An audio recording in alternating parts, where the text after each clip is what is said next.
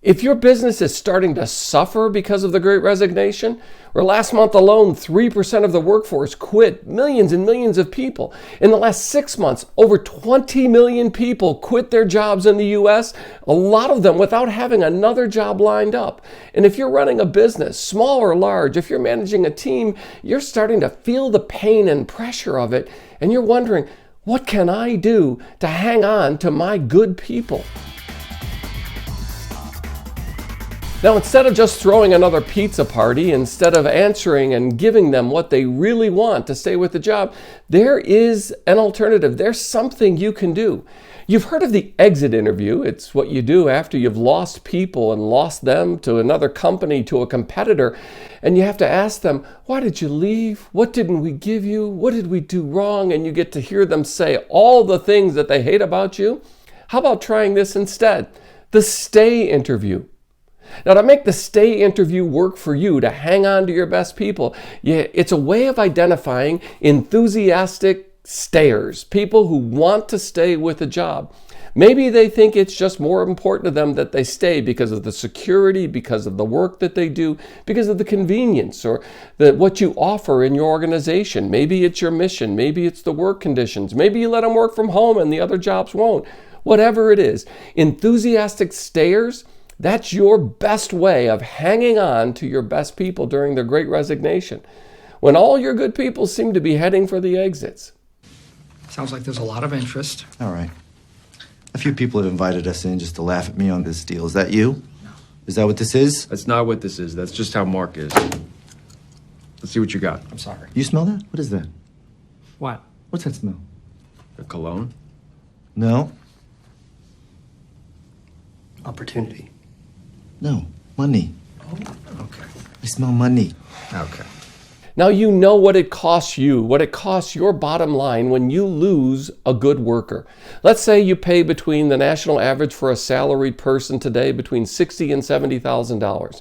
Well, after you lose them, after you have to hire somebody else, train for lost work for all that time, you're probably paying at least 50% of an annual salary just to replace that person. How much easier would it be, better for your bottom line, to be able to hang on to them, even if it means giving them the incentive to stay, different working conditions, different hours, more pay? It would save you money, and it does save you money. Now, unless you're just finding people to work an assembly line job and they're interchangeable, we're talking about skilled labor or the kind of labor you need to run your business successfully. Maybe you've got people where it's a personality-driven basis, and you just don't need another server to wait a table. You need somebody who attracts people back, who build a culture for your restaurant, for your business, for your coffee shop. Whatever it is, they're valuable to you because they're an essential part of building your business culture, even in a customer service business, even in a hospitality business.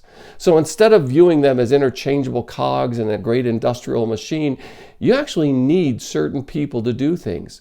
Finding them, keeping them, retaining them is your number one job priority for the next few months during the Great Resignation, because it's here, it's real, and it's gaining momentum. You're about to lose your best workers, your best team members. What are you going to do about it? Hey, and I've done a video here about the Great Resignation, what you're missing out on if you don't participate in it, and what you're losing if you're someone who tries to keep good workers during the Great Resignation. Be sure to check it out.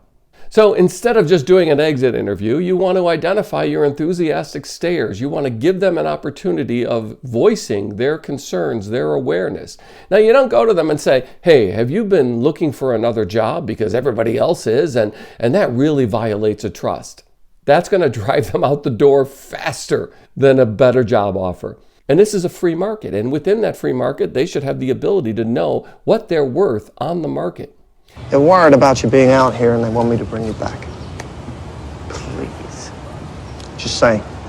Now, having that awareness actually can be to your benefit, where you can tell them, hey, I realize that you are more valuable in today's world than you were last year in the same marketplace. Why? Because the market has changed, and I have to reflect that. I have to give you that to show you your value to this organization, to show you your value to this company, to the bottom line.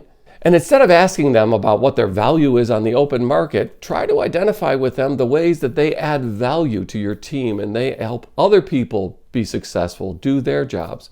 Now, if you're in marketing and you're helping to support a sales staff and the sales staff is doing better, in part because of your marketing, then you have to identify that. It doesn't mean that you give them part of the commission, but it means you show them that they contribute to the bottom line of the organization and the success of others within your company.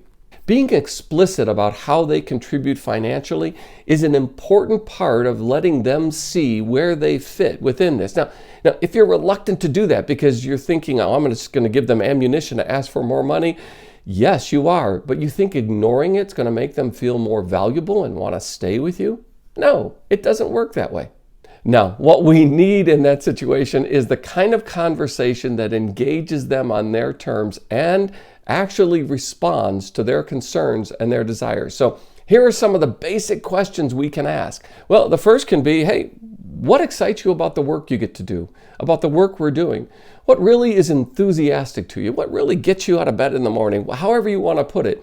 Find out the things that they identify as, yeah, that's a really good thing.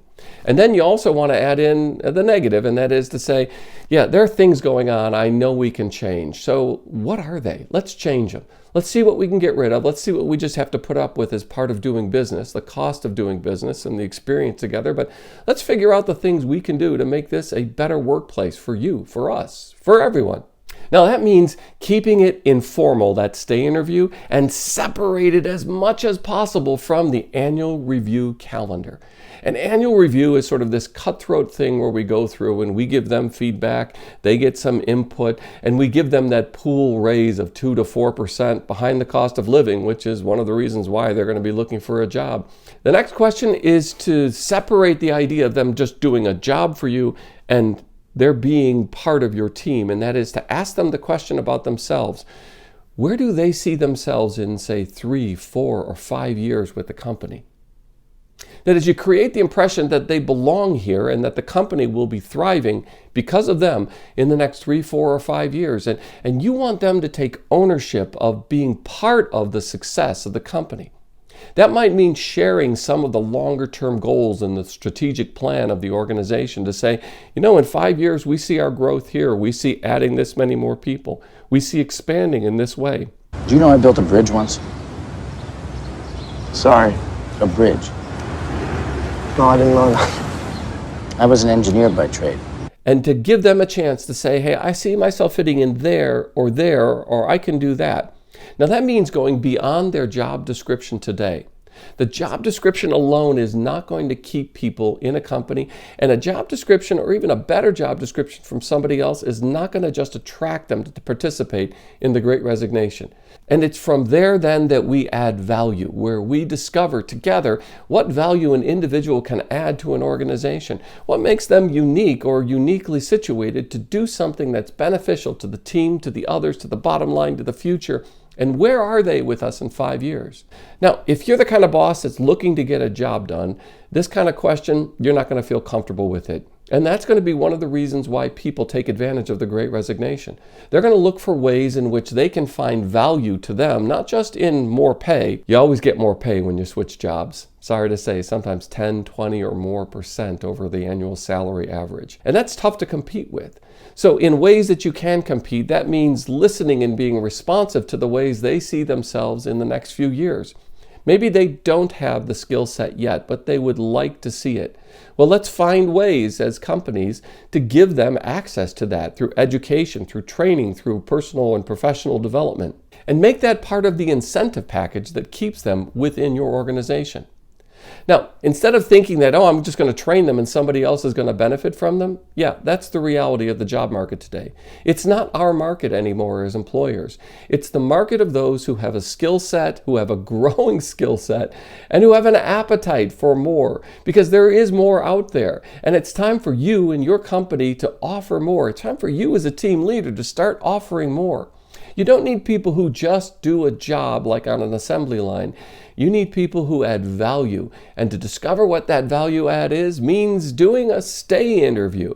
But find a way to make space in your conversation as a team leader to keep your best people engaged, to keep them interested in the work that you're doing together and to find the ways that they add unique value to your team.